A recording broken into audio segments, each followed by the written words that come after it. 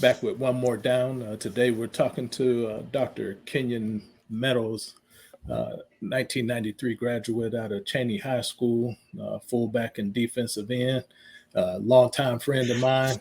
Uh, Glad to get you on and kind of get into your story and, you know, just do what we normally do and talking about our football memories and this football madness that's going on in this world these days. So what's going on, Doc? Hey man, I can't call it Ronnie. Like you said, man, we talk about so many different aspects of football just in our normal communication. So this was a natural, to come on board and just looking forward to chopping it up, man. Hey, always, Mm. uh, you the brains of the whole Soul Patrol. So, anytime we need some information or some insight, we know where we gonna come and look for it at. Oh man, when it comes to football though, man, shoot, I learned a lot from y'all and life in general. I mean, everybody's got kids, families, and everything. And it's just been nice to just keep up. Um, this whole the once a cowboy thing, the one more down thing, just highlighting folks that come from that common history and common story and common passion, all centered around Chaney football. That's been just a really unique thing, and you know you taking up this mantle and Dallas, as well. It's just awesome, man. It's been a great thing. Yeah, I think the whole vision of it all, and you and I talk frequently about this thing. It's just um, making sure that what you did during your time mattered to somebody, even if it's just only a handful of people. And Hmm. then when you think about that on a wider scale and a broader scale, you know, uh, our memories are uh, benchmark for greatness and excellence is only limited to whatever you've seen or just heard, So Hmm. getting to talk to some of these guys that are a little bit outside of uh, our time frame and our era, it just kind of lends credibility to what we went through. And then you also get that different perspective of what life was in Youngstown, what football was in Youngstown, just by hearing those guys' experience. Absolutely, man. And you know, um, uh, I'm at a stage in life too, man, where nostalgia and craving some things that have some consistency to them and everything. Um, this really fits in with that because football is football, and while the game has changed, to see all these other folks highlighted that went through that same process and were cowboys too, and to see how it's affected them and impacted them, 20, 30 years after the fact. As I mentioned on the first time when we did the group podcast, man, like that time in my life, it just looms bigger and bigger the further and further I get away from it. Like it's not diminishing, it's getting bigger. And I thought about it a lot even before the podcast thing started to happen. So it was just like a real blessing to just see all these other people that went through that same experience, hearing their thoughts and perspectives on things and just how common it was. I think everybody's always saying like, yeah, it was hard, but we enjoyed it. The testament to the coaching staff, their impact, their model of things on consistency and hard work and paying off and everything. And quite frankly, having that translate into opportunities and things that we've done that we otherwise maybe not have. I mean, I look at like without football, and certainly some guys might not have went to college at all, or it certainly might have impacted which particular college they went to, and then all the ripple effects from that, like who our spouses were, what our careers were. It's just amazing. You think about it, right? Right. It's Yeah. that butterfly effect. Hmm. So, we going to roll back the clock a little bit on you. Yeah. Obviously, with you and I being friends for so long, Yeah. I'm very aware of your story, but I'm sure, during the course of this, I'll hear a thread or two maybe that I Mhm. wasn't aware of or maybe had forgotten about. Mhm. So, tell us about that growing up South Side experience coming up in Youngstown. Yeah, so my entry into Cheney was a little was not typical compared to everybody else in our group, really, right? So I'm a South Side guy, but from all my time in the Youngstown public school system in elementary and junior high, I'm doing the north side thing through like my grandmother's address, right? Right. And that was kind of a strategic thing in terms of like, parents working and me needing to be able to walk somewhere to like a trusted location after school and that kind of thing. That's how it all got started. So I'm a I'm a Harding Elementary, Hayes Junior High guy living on the south side that whole time. So that is very different from you all who are, either like uh, Princeton, Volney, some of the schools that just sort of geographically like closer to the west side. And so that was different about me. And so naturally, you would have thought I would have gone on to Rand, right? So, like my eighth grade football experience, playing at why am I blanking? I'm sorry, at Hayes and everything, and having played against all you guys at the junior high level, and then all my guys went on to Rand, and then my mom decides to have me to go to Cheney with the racial balance thing and whatnot. So that was really my entree into the West Side thing in terms of football, coming strictly from the North Side. So that's a little different, right? Um, and as a consequence of that, like as we all did, everybody except Sylvester out of our group, we had to sit out that freshman year. So that was my 1 year really of not playing football since fourth grade. Did the band thing and met up with you, Chuck, and everything. And I think probably really got to really start knowing y'all during that first like lifting and off season, like heading into like sophomore year, really, and then things kind of take off from there. Yeah. But let's go back a little bit. Even before that, Hmm.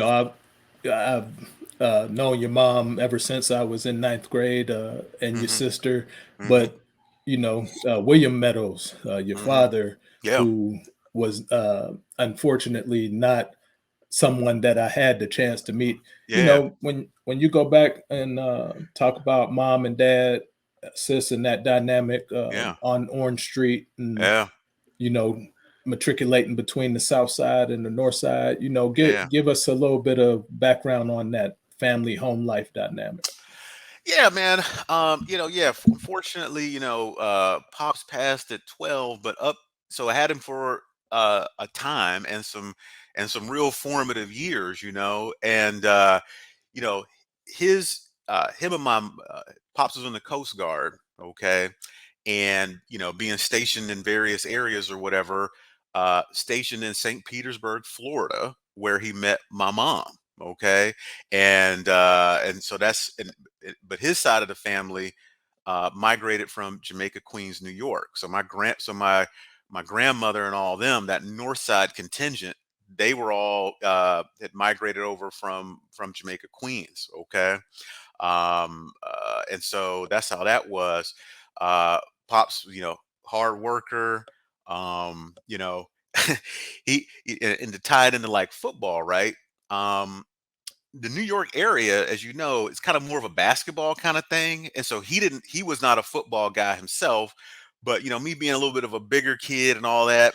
And my first little league coach was somebody Pops worked with, Coach Lyle, who coached the North Side Knights. And that was really my encouragement to go out. And I had the overprotective mom, as a lot of us do, that if Pops wouldn't have been around, I don't think I'd have been allowed to play football. Mom's just like, Right. no, we don't want him to get hurt and all that. And Pops was just straight old school. He'll be all right. Coach Lyle, I know him and all that kind of stuff. And so Like I said, if it wasn't for him, I wouldn't have got out there. And I remember Pops being at some of those first little league practices, and back then, at that little league level, it's just about as much as finding out, like, are you a player or not in terms of toughness, right? So, I think we all remember those first, Oklahoma drills or bull in the ring kind of things. Right. Well, Pops was right there watching. You know what I mean? So that's just that extra thing where, like, you get knocked on your head or whatever. He's telling the coach, "Nah, go at it a little bit more. Let's see what he's really about." You know what I mean? So that was his influence, just straight, tough as nails type of dude. Whereas moms would have never indulged in that. So that was, and I think a lot of us got dads like that. You know what I mean? So, um, and so that was definitely a big part of it. He himself, in terms of like his athletic thing, basketball is a thing. So we go to like the local park and that kind of stuff, and he'd be playing, against, and he always like to take on, some younger dudes and kind of just see what he still got or whatever. And pretty good player. And like me, at basketball, you know when I got to be kind of middle school and all that kind of stuff and lifting and all that for the first time, I was straight, just a bruiser out there. I had no skill in basketball, so I'm thankful football was around for somebody like me. You know what I mean? But yeah, we definitely bonded a lot, over athletics and everything. And like I said, if it wasn't for him, pushing me into football, who knows? You know what I mean? That would have been a big part of my life. Right. So, Yeah. you know, from that, uh, is there a lot of expectation in terms of performance, or is it just that he wants you to kind of get those uh, basic foundations of young manhood through that Yeah. process? Yeah, I think it was very much a manhood kind of thing because Pops, definitely dealt with some, kind of, some challenges on the racial front and in terms of economic opportunity and all that kind of stuff, and he just wanted me to kind of know that that's a real thing. You know what I mean? There's some adversity and all that, and I think he very much wanted that sports metaphor to teach me in a very real physical way that you could start to appreciate as a young guy. But in terms of like, expectations to, even, be a great high school player or certainly play in college or anything like that. No, it really wasn't about that. I think it was just, hey, this is a nice metaphor for kind of how life can treat you, man. I think that's where he was coming from with it. Now, Hmm. when he passes away, Hmm. uh, and I still have my dad, so I can only listen and empathize. But what type of impact does that have on you in that moment during that time when you lose that key figure in your life? Yeah, I remember, like my uncles, and some other like male figures in your life, they come at you with the whole, hey, you got to be the man of the house kind of deal, right? At 12, you know what I mean? And obviously, you're not in a position to really do anything like, really like financially and all that kind of stuff necessarily, really. But I did feel like an extra burden to, as quick as possible, right? Get on a pathway to, quote unquote, kind of make it in life, I guess, as it were. You know what I mean? And yeah, feeling that little extra responsibility, particularly for my sister who's 5 years younger than me. And as far as moms goes, I mean, she's obviously, gets thrust in that position to, you know, having to be that single parent, making it. And so I felt an extra obligation to, don't be an extra burden to her.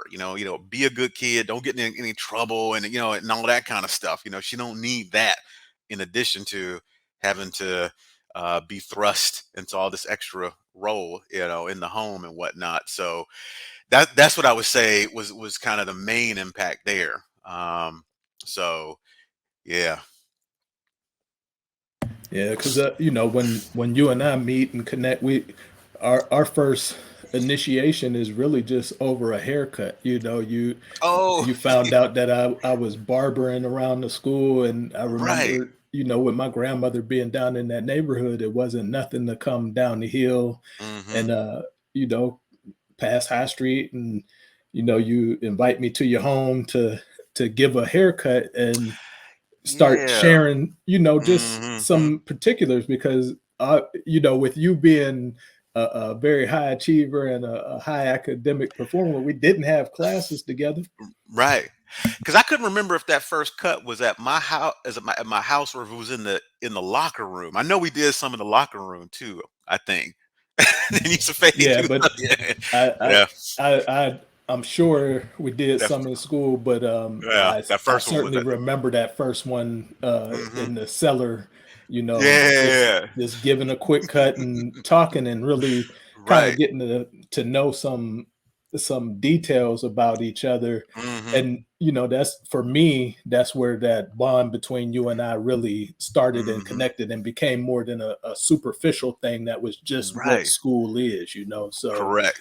Yeah. uh, just knowing what your household setup was like, very similar to mine's in the aspect that my father is not in the home during that time. I'm in a female dominated household Hmm. with me being Hmm. the only boy in there. Hmm. So I can relate to you saying there's some layer of burden or expectation of you Hmm. taking on some of those roles and responsibility that the man of the house traditionally does. The grass Hmm. cutting, the trash Yeah. taking Oh, out, yeah. Definitely. being a protector for your younger siblings, and just making decisions and navigating all while trying to get through adolescence. With Correct. no nobody there walking lock and step with you, pointing out the Hmm. pitfalls. So Yeah. for us to make it out of that environment, to for us to make it out of that era relatively unscathed. I I owe so much of that to just having football. Yeah, man. And it's interesting too, man. You look back, we part of that era, like the crack scourge and everything that went through America and Black America specifically, and like we saw like the homicide rate and crime rate and all that kind of stuff go up, and we seeing just so many more people like literally just kind of strung out on the street and stuff like that, compared to before, you know what I mean, in the neighborhood. So things were, yeah, it got even hairier. Fortunately, that kind of coincided with us coming of age a little bit more and being a little more savvy with it and everything. Um, but always that underlying thing too, though, of like, hey, man, get out of here when you get a chance. You know what I mean? Leave. Right. Um, Because, mhm. well, I don't know how you feel about it, but there's that divergence and that fork in the road moment right as we're in high school. You got the whole idea of Public Enemy and Chuck D permeating. You're starting to have the cultural influences of gangster rap and things like that as entertainment. So a lot of our peers were starting to make that decision between school, sports, and streets. And Mhm. you gain some and you lose some, and Mhm. just picking which path that you want to go on.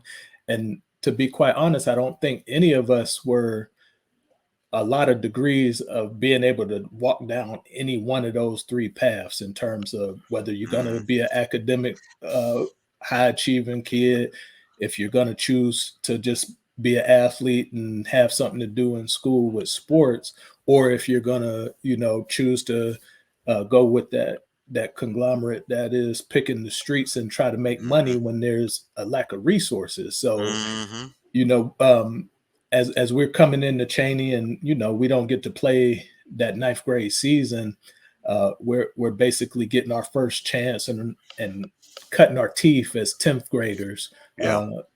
directly into that varsity system.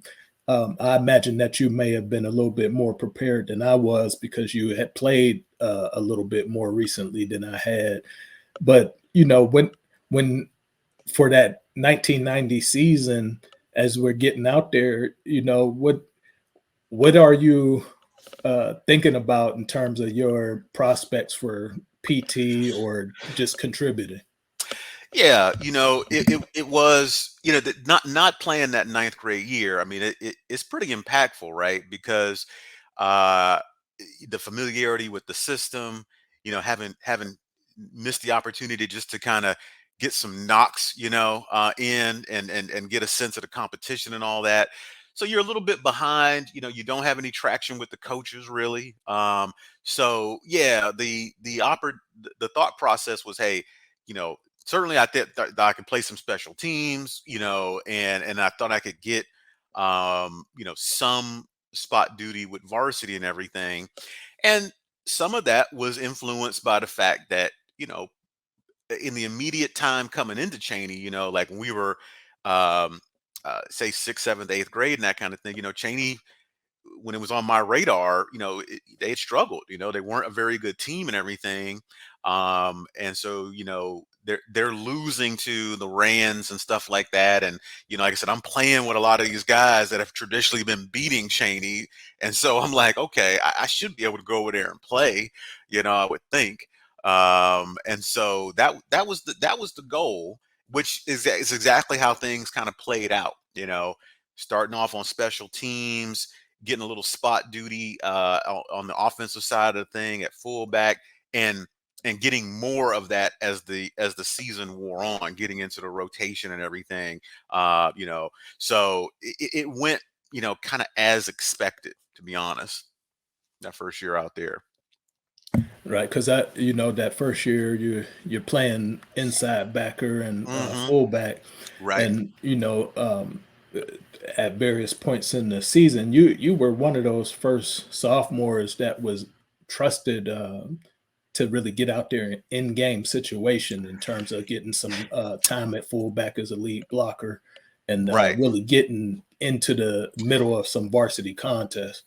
Right. I mean, when things were kind of got rolling the most, like kind of mid-season on, we had three of us. We had Benson the senior, and was Mike Billy a senior? Yeah, Mike Billy was a senior too. So yeah, so at most it was almost like a every third play kind of thing, or nearly so.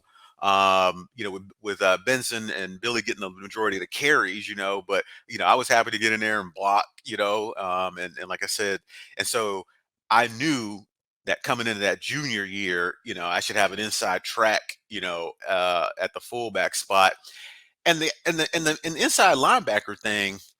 That was, I think one of the reasons I didn't get, maybe couldn't do the same thing on defense.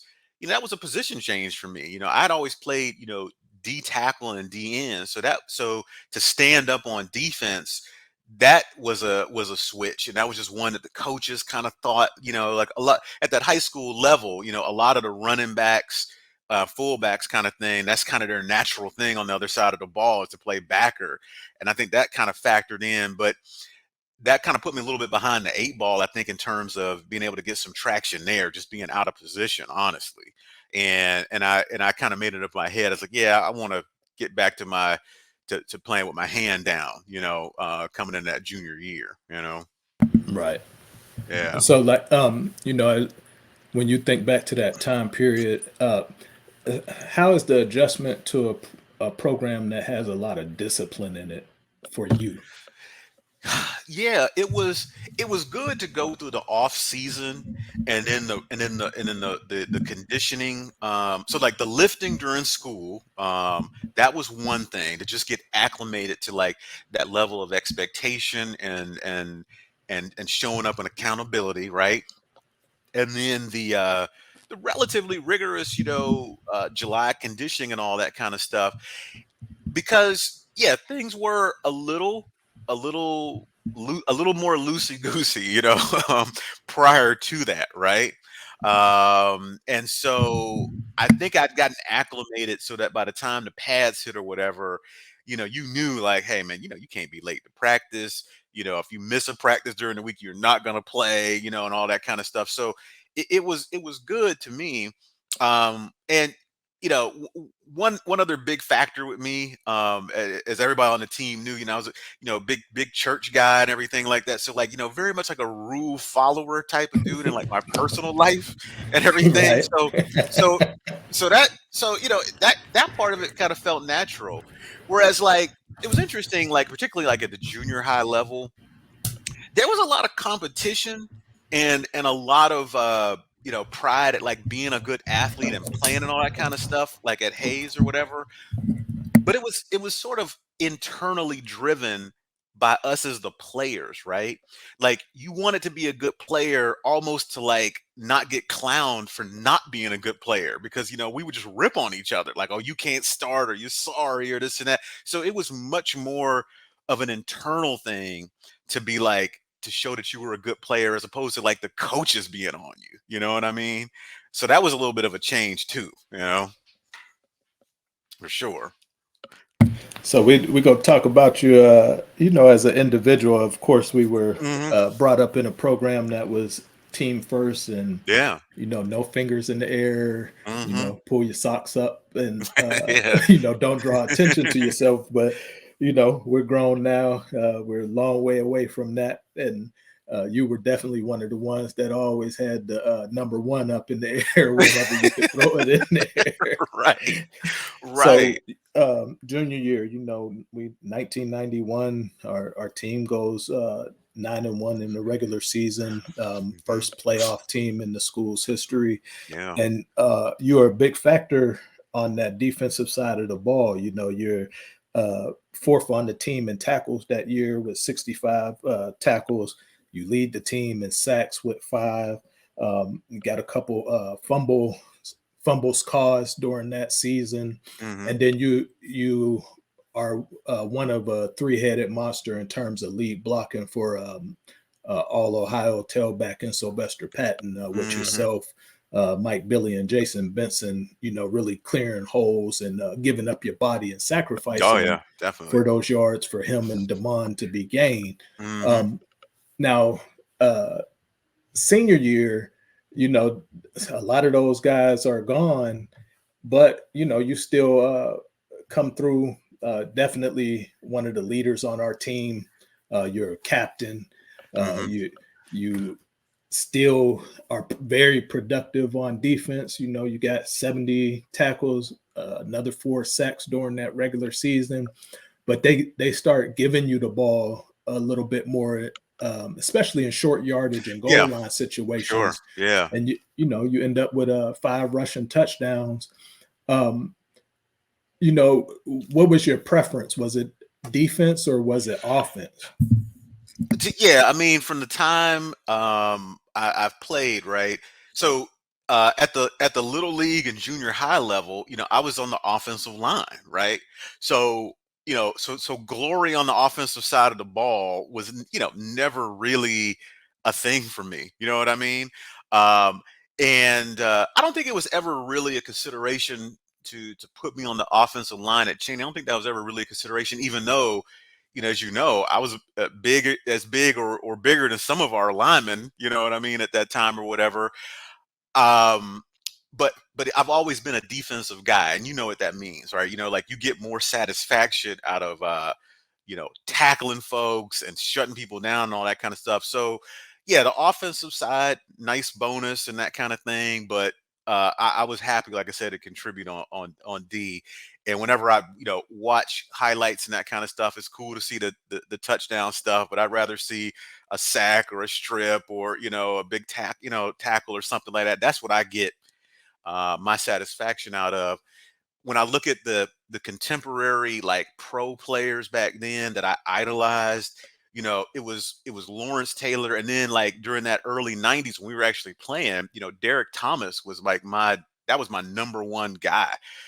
Loved to play with him on Tecmo Bowl and stuff like that. So like that disruptor off the edge has always been my favorite position. So that's where I derived my biggest pleasure. And when I dreamed about we all dream about playing at the next level and all that kind of stuff, it was always that, you know what I mean, and never really on the offensive side. Yeah. So we're playing in that 40 read under Hmm. Coach Popio. Hmm. Um, do you recall? Are you able to articulate what your technique and your assignment and your job was as a defensive end in that system? Well, yeah, the way playing that 4-4, where we had four down linemen and four linebackers, right? Which is not a contemporary type of D now with how much people pass and all that. We had so many guys in the box, you know what I mean, to handle that inside. So my job, the number one thing that Coach Zelensky, stayed on me with, the position coach and Coach Popio, he's like, look, we're gonna line you up on the outside half of either that tackle or that tight end, so you can never get hooked. If you ever get hooked and get up the outside, you totally let us down, as far as defense goes. So definitely, I'm lining up on the outside shade of that guy. And it's, no matter what happens, it's like, get your inside arm on his sternum and get your outside arm on his outside of his shoulder pad and never let him get to the outside of you. Never get hooked. You know what I mean? That was always number one. So I considered it, you know, a breach of duty if a sweep ever came my way, and I couldn't string it out, you know what I mean, and whatnot. So that was always number one in RD. Yeah. Yeah, for the types of offenses that we face, Hmm. when we think about it, we did go against a lot of running teams, but we Sure. saw some a lot of varied sets and formations in doing those same plays. With Fitch, we're getting wing T. With Boardman, we're Hmm. getting wing T Hmm. that Yeah. year. Yeah. But we're playing Rand, especially '92. Hmm. You're going against a wishbone with Yeah. really really great guys that can Hmm. operate that system. You Right. got Reggie Jones, who's I'm Hmm. sure Oh y'all are yeah, I very remember. Yeah. familiar. Oh yeah, Mike Reg. Mike Grace, Oh, Herman Benson, play with Eugene all those Young. guys. Oh yeah, Yeah, play with you all those know. guys. Yeah. So over the course of those 2 years, who are some of the guys that you recall in terms of battles that you really respected their level of play? Well, so all the skill guys, I played with all those guys that ran, and of course know all the skill guys, and and Herman Benson in particular, just a really top notch guy at that tailback spot. But the guys that I played like right along with on the O and D line, Alan Fitzgerald, Vincent Tate, these guys made all city. Either offensive or defensive line for Rand, and so going up against those guys, so I'm, one of those guys at tackle, and I'm at DN. I mean that those are always special. You know what I mean? Because like I said, those are my guys that I played with some of them stretching back to those Northside Night days. So I always got up for the Rand game, and generally would have good games against them in particular. Um, the Fitch scheme, I didn't really like not knowing anybody on the team, but just knowing their scheme and how they would execute it and everything, all the pulling and trapping and all that. That was always one that would, you definitely wanted to get up for. That was our rival game. It was a game we spent the most time prepping with in the summer heading into that first thing. So you always felt like an extra level of pressure to perform in that one. You know what I mean? So those are the two in particular, Fitch and Rand. Yeah. Now, in that era, is there anyone that you wish we could have gotten a chance to face off against or test ourselves up against? Well, one of the guys that lived in my neighborhood, and I'd known him for years because he lived right on the next block up from me. Andre Jackson, a great tight end, fullback at Mooney, goes on to play Division 1 at Ohio University. I know he started at least 3 years, maybe four for them. And of course, I didn't know him, but I got to know him through you, Jeremy Batchelor, great center for them and D lineman. So of course it would have been nice to go up against them, and particularly their style too, right? They're a Right. they're a stack I formation running team. we think, and statistically, we just had an incredible defense. I mean, I think we gave up what 65 points or something like that, in the year. So we're giving up less than 7 points a game. They were very good. I think it would have been a tremendous matchup, and having that connection with some of the guys on the team. So yeah, I always regretted we couldn't have played Mooney during that time, man. Right. Yeah. Yeah. And truth be told, of course, they have that uh, longer track record of success in terms of playoff state championships and just Hmm. putting out formidable teams. And of course, we always argue about the what would have been, what Oh yeah. should have been, what could have been, and like they should, they're going to protect their brand of Mooney football. Yeah. But honestly, the best gauge is the fact that we got to face them JV when we Hmm. were sophomores, and Hmm. really, Hmm. with the exception of a piece here, a piece there, we had a barometer of what they had and what we had. And I think by that time in '92, if we had played, I can't say that we would have won, but I know it wouldn't have been a blowout. It would have Oh, been absolutely not. a head knocker right there. Oh, absolutely. And to be honest with you, I liked our chances given just how, kind of a one-dimensional team they were. You know what I mean? And not having like that passing piece. Because when you look at like some of the teams that we, took our losses to, they, hit us in the air, really. You know what I mean? So yeah. Yeah. Yeah. So you as just to put a cap on the high school thing, we get to face off with Bookdo as Hmm. seniors, Yeah. and then we go on and get ushered out of that playoff experience against Louisville, which it still hurts a little bit, but you know uh, we had our chance and we were out there. So Yeah. you end up going on to Case Western Reserve University, Hmm.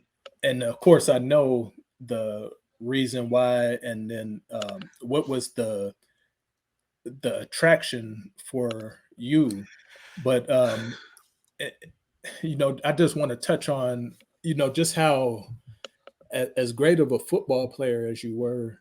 I've always respected you because of the way you handled your business in that classroom, and Hmm. you really were a goal oriented guy and really had a line on what you wanted to do very early on. Like you were probably the first person that I had ever heard say, I want to be a doctor, I want to be a lawyer. Hmm. You were the first person that I actually believe would actually get that, though. Hmm. Normally when you hear somebody say that, it's just like, oh, okay, yeah, that's nice. But Hmm. when you said it, I never ever doubted that you would end up there because of Hmm. how driven you were and how committed you were to your academics, and just making sure that you were somewhere up near the top. Hmm. What where is that foundation set for you on that academic side of life? Well, mom in particular, at the elementary level, was basically really, really pushing me in that kind of thing. And um, I was one of the quote unquote smart kids in elementary, right? And so always striving to, back then it was like E's and E's and G's, excellence and that kind of thing with the grades. I remember, and whatnot. And so, my mom kind of put it in my head kind of early. She's like, look, son, you're a smart guy, so and smart folks like you, they go on and do things like, they do the doctor or the lawyer thing and that kind of thing. So I remember her saying that to me, fairly early on, right? And so that puts the spark in my head. The junior high years were not great years academically, right? Really, now they weren't terrible, but they just weren't like kind of the all A kind of thing, right? And she attributed that to the peer group and everything, and that was part of the reason or the decision to do the Chaney thing. And honestly, just new peer group, new situation, get back on track kind of deal. And I think that kind of tying in with the passing of the father, and just feeling that extra obligation to, like, hey, get on the straight and narrow here. You know what I mean? So all those factors kind of converge there. You know. So, like, during the course of your elementary years, or just Hmm. in general, in terms of what mom exposed you to around the house, like, were you ever identified as like a gifted and talented person, or was there Uh, something that your mom was doing to supplement and enhance and feed that desire for knowledge? well, one thing that is a concrete thing, and I didn't really realize it at the time, uh, but it had to play a factor. So, mom sacrificed and bought like the Encyclopedia Britannica set, and it was actually a fairly expensive thing because she actually, it was like one of these like installment kind of things she was like paying on for. But so, in our one living room, we had this whole large set of leather bound, very nice books that stretched, as far as you could stretch your arms out, these volumes, right? And she just encouraged me to, look through some of this stuff. So, you're reading things, and I mean, like I literally had everything in there, man. Stuff about Africa, stuff about Europe, stuff about philosophy. And I'm reading this stuff early on, and a lot of it's over your head or whatever. But honestly, at that time, pre-internet and that kind of thing, and mom kind of limited the TV or whatever, you literally browse some of that stuff just out of like, boredom or whatever. You wind up reading something that is kind of interesting and unexpected, so that was a factor. So the reading and the exposure to some high level stuff like these, like the Encyclopedia Britannica thing, that's one kind of solid thing I could point to that I was exposed to that I didn't know like anybody else really did. So reading that stuff early on for sure. So, when you're choosing that career path and that college experience, Hmm. uh, and of course I know this because I was there Hmm. along the ride when you were making these decisions. But um, do you need that balance of academics and athletics heading to Case, or are you strictly there for the degree side, and football is just an Yeah. added bonus? Yeah. So just a little bit about the recruiting thing and the choice to go to Case. The recruiting process for me was a situation where, because of my lack of height, coming in at like 6 foot, and playing defensive end and everything, some of the Division 1 off programs, the YSU's, and even some of the Patriot League and other kind of schools that showed some interest and had me do some visits and everything. It was always on the, hey, why don't you, walk on and that kind of thing, and we'll kind of see how things work out, because you're kind of, the height thing, was an issue for them. So that kind of made it easy, right? So I didn't have like any kind of like money sitting on the table for football, right? And so when that wasn't the case, it's like, okay, well, academics is important to me. I don't, certainly have n- no qualms about playing Division 3 or anything like that. And so in terms of the physician thing and thinking that was a real goal to pursue, Case Western is, it's a top, uh, well, the medical school itself is a top 25 thing. And, and I see like pre-med and all that, they just pump it out. It's really a big thing on their campus. So that certainly started to emerge to me as like a place to go academically. They were not good in football, in terms of record and everything. The several years, leading up to that, it had been more than a decade before, since they had a good record and all that. So it was a situation where it's like, okay, we may lose a lot and everything, but that's what football is secondary, you know. So myself and Tom Mager, another captain off the team, who we've had on the podcast and everything, we independently make the decision to go to Case, but it's cool to find out, one of your classmates is going. And Tom winds up being a very, very good friend of mine through our time at Case. But prior to that, we were just kind of good teammates and that kind of thing at the high school level and whatnot. But we decided, hey, we're gonna go together, like let's room together and all that kind of good stuff.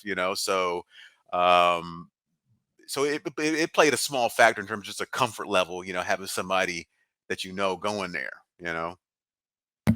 So, as you guys are making your way as starters there, Yeah, and of course, success is relative because yeah, on one level, do you want to go undefeated? Do you want to make playoffs, have a chance to win titles? Yes. But hmm when you compare that into the vast majority of guys who are left behind and their career stops at the high school level, and then right, they're already into the workforce or just being a student yeah, without that tag of athlete on the end of it. Um, do you bring some of that Youngstown mentality to playing in that league and at that yeah, level in terms of your preparation, in terms of your performance?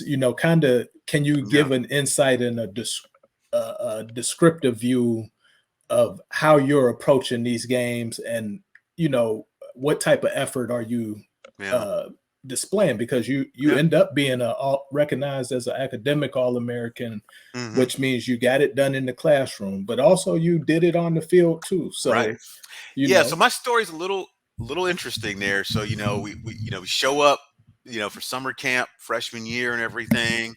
Um, and just to put it frankly, particularly at for Case Western, which again was not a high level Division III school anyway, right? Me and Tom Mager, we kind of emerged, right as freshmen as, some of the better players on the team, right? So I'm a starter at defensive end. I get named one at the end of camp. Mager's starting at inside linebacker.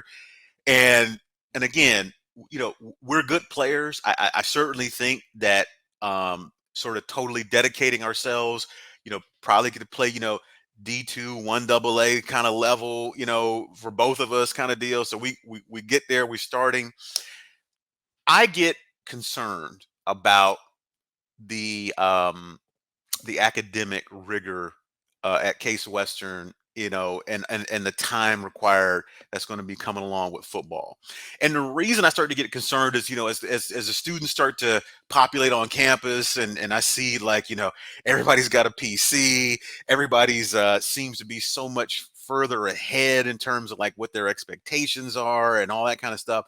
And honestly, I make what I think a lot of people would consider kind of a drastic decision and quit the team, right at the end of camp, after being named a starter. I walk into coach's office and I say, hey man, I'm not sure about my footing here academically here. I want to have every amount of time available to me to dedicate to the academics and everything. And to his credit, that's that's not a big, it wasn't nearly as big a deal at a school like that versus another school that's more of a football factory, right? Of course, coach say, think about it a little bit or whatever and whatnot. But hey, if you make that decision, cool. And so I wind up not playing my freshman and sophomore year. Tom Mager, my roommate, gave me heck about it.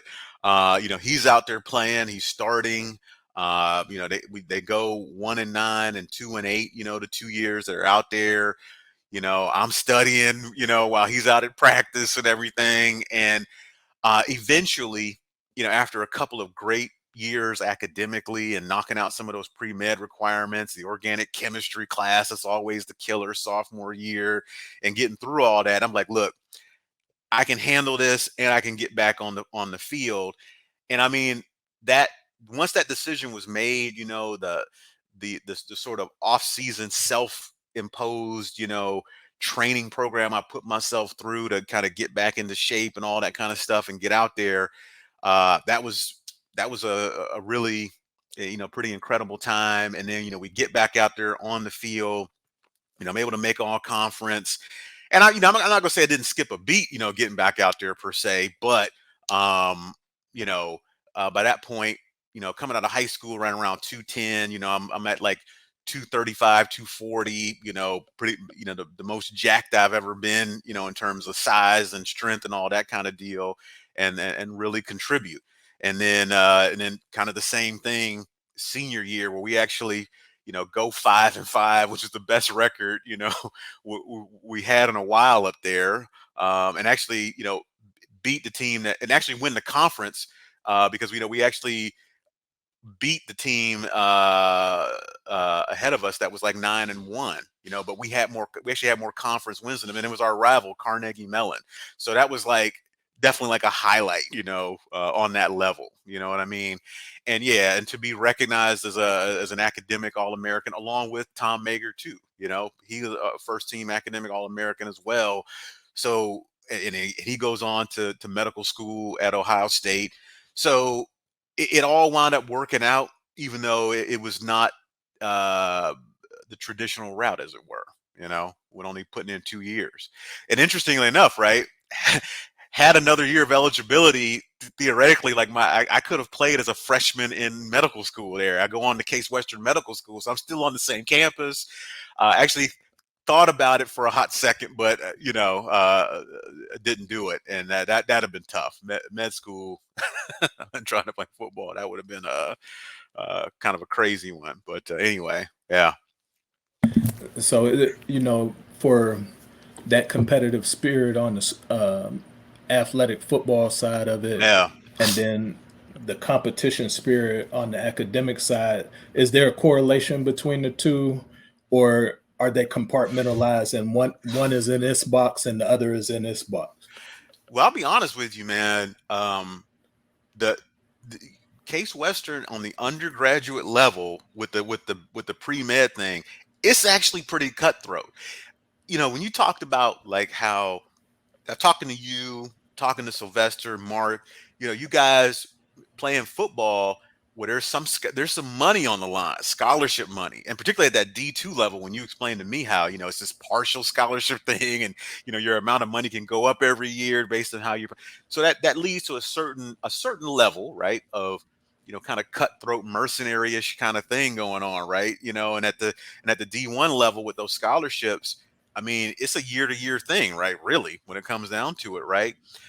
Well, to be honest with you, if you could imagine that level of kind of cutthroatness in terms of like, hey, you know, uh, there's all these people that I'm sitting next to, and we're collegial. We might even help each other study and all that kind of stuff to a degree. But I really want to do better than all of them in terms of like my scores, my rankings, my MCAT score, and all that kind of stuff. So there was actually a cutthroatness to it too. Like me and Tom and some of my folks in my immediate friend circle, it was collegial. We were helping each other out, but with everybody else in there, man, it was that same level of intense competition, man, where people wanted those slots for medical school. So it was in a different arena, but it was just as intense, I think, as somebody scrapping for a starting position. You know what I mean? To be Right. honest, yeah. So, as you make your way into practicing medicine, you're a Hmm. radiation oncologist. But what parts of football do you take to medicine? What parts of football do you take to that world of making life changing decisions in regards to someone's health? Yeah, I'll be honest with you, man. Not a tremendous amount of like parallels or things from that. I I see some people who, they're in poor health, and and talking with them, they've never been in, say, for instance, like athletic shape, or never participated in sports and that kind of thing. And I'm hoping, say for instance, that time where I learned how to lift and run and all that, and I'm starting to do a little bit more of it now later in life. I will say that it's given me confidence that I'll be able to kind of maintain a certain level of like physical health going into it, to not want to deal with a lot of the chronic stuff that I see on a daily basis. So I'm grateful to having had that athletic exposure, and to think that, hey, and I see some of my patients that are in their early 70s and 80s, and they're still very functional, almost to a T. They're like daily. exercisers or athletes or something like that. And so I'm hoping I can go down that route. And I think if I hadn't done athletics on some high level, I don't know if I'd feel as good about how my latter years could be. You know what I mean? So that's what I'll say about that. Well, Yeah. in terms of preparation, Hmm. film study, Oh uh, yeah, yeah. performing under pressure. Oh yeah, Uh, yeah. I would say, the test taking um thing, that's some of the most anxiety provoking things in medicine. These big standardized tests that can really determine your future. That's kind of like a game day kind of thing. You know what I mean? And some of them are like playoff kind of things. Like, hey, if you don't perform well on this test, practically speaking, you can kind of forget it. You know what I mean? That I would say that analogy is probably where it hits home the best. Some of these exams can feel like game day, where like you literally study all week, you stay up the night before, all time study, and you just kind of crash afterwards after a big release afterwards. You know what I mean? That's how I would say, like, a big anxiety provoking game that is like it's Monday and you're thinking about it for that Saturday, and it's all you're thinking about. You know what I mean? That's probably the analogy as a big exam, to be honest. Yeah.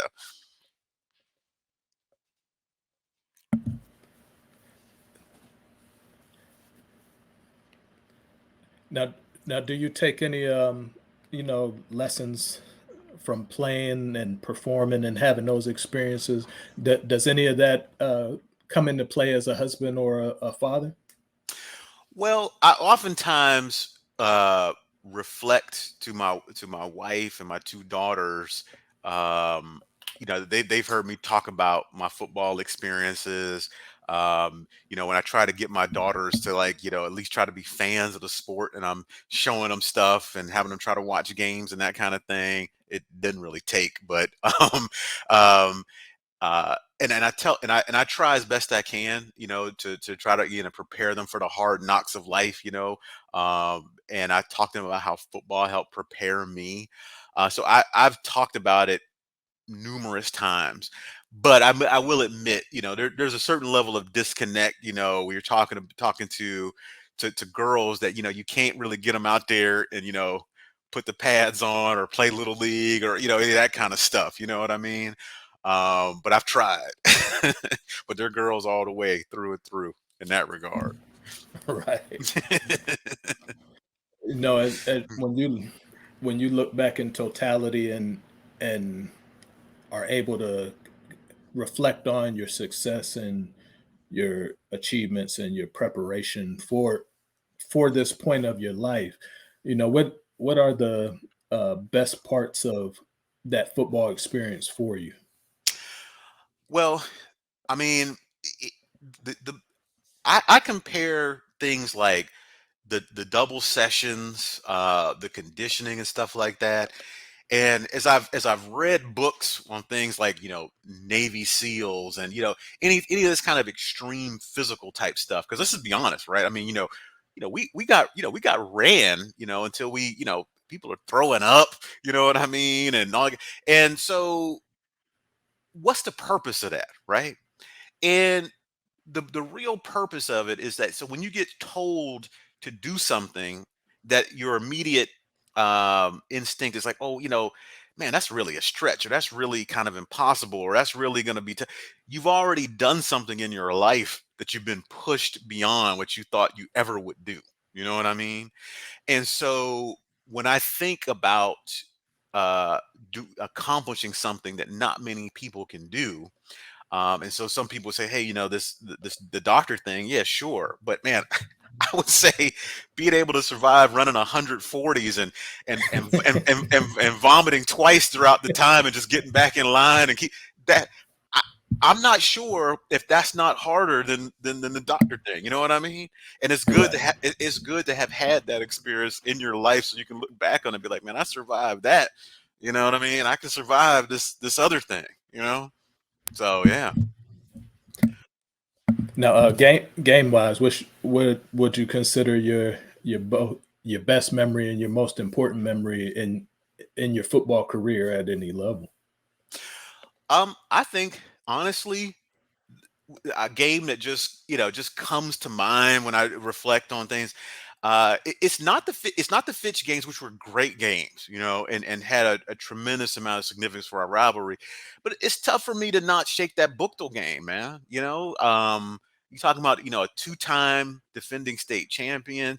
They're pumping out Division 1 scholarship guys on a routine basis, and that's it. And we lost to a less pedigreed team than that, even though Steubenville's very good, right? The year before. So it seems like, well, we're better, but it seems like our opponent's also better too, that we're going to go into in this playoff game. So that was, and to get that victory, what I mean, that was probably the highlight of my Chaney experience, to be honest with you. Yeah. Well, for let's see, we've been friends and brothers in Hmm. arms, process, and action since Yeah. 1989. You Right. know, I know the solid man and individual that you are. Uh, I've always cheerleaded for you because I see that greatness and that determination in you, and you've never wavered from that. I Um, appreciate that. if you had one more down to Hmm. strap it up and put that helmet on again, where would it be? Who would you be with? What would the scenario entail? Set it up. Well, man, I probably would say, that loss against Benedictine, man. The big long pass kind of deal. I mean, if knowing what I know now, man, dude, just dialing it up to try to get some more heat on that QB, and hopefully that throw be off, and maybe we could have got that victory to have that perfect season, because that's what I would say. Yeah, if I had one more down, it'd be that game. That's sweet. I appreciate you Yeah, giving man. me the time to come on and chop it up about our glory years, and Yeah, you know, man. I just wish you cons- continued growth and success and Yeah, I appreciate expansion that. in whatever pursuit that is. Yes, Um, sir. you know, one of the most solid guys that I've ever had the privilege of being around. And to my own credit, I have great choice in friends because if Yeah. you look at all of us, Yeah, man. we've had opportunity. Some of us have situations that would have said, you're going to be a statistic, but Mhm. because of our affiliation with each other, the way we push each other and hold each other accountable, and it's through those threads of football. We've all been able to be pulled along and find those varying levels of success and Yeah. satisfaction, and not end up as that statistic or that has been story. Hey, man. So for you to Yeah, be man. that shining example of what excellence and achievement looks like, but yet still be humble, still be on the level. Yeah, man. It's just a testament to what a good friendship and a good bond will Yeah. do for you in terms of carrying you throughout life, Yeah. man. Well, I appreciate those words, man, and I appreciate being on, and I hope that you got the stamina to keep this going. I know it's a labor of love, time wise, and everything, but it's this is one of those marking time kind of things, man. We have these conversations, just archive. We'll be able to look back on them, when we another 30 years from now. You know what I mean? Look back on ourselves. So that's good. It's just awesome that y'all are doing this. I appreciate being on. All right. Well, All I'll right. be in touch with you soon, man. Okay. Thanks. Appreciate you, Ronnie. Pete.